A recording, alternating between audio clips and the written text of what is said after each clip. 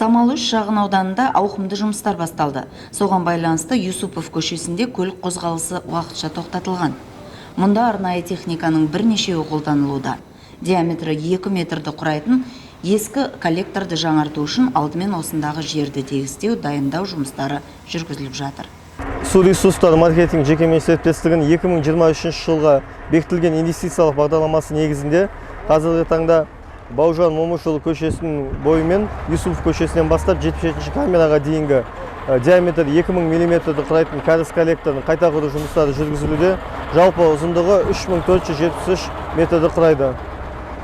Бұл коллектор алдыңғы соғылған қолданыстағы коллектор 1972 жылы қолданысқа берілген. Жалпы қазіргі таңда тозу деңгейі 100% құрап отыр.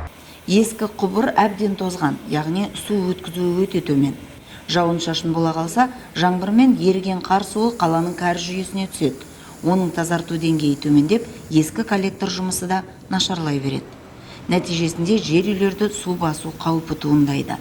Су ресурстар маркетингі жеке меншігі шектеулі серіктестігінің тапсырысы бойынша мердігер мекеме Торлан құрылыс кәріз коллекторын қайта құру құрылыс жұмыстарын атқаруда. Қазіргі таңда бұл жерде 2 экскаватор, 4 КАМАЗ, 1 кран, 1 трал жұмыс атқаруда. 30 адам жұмылдырылған.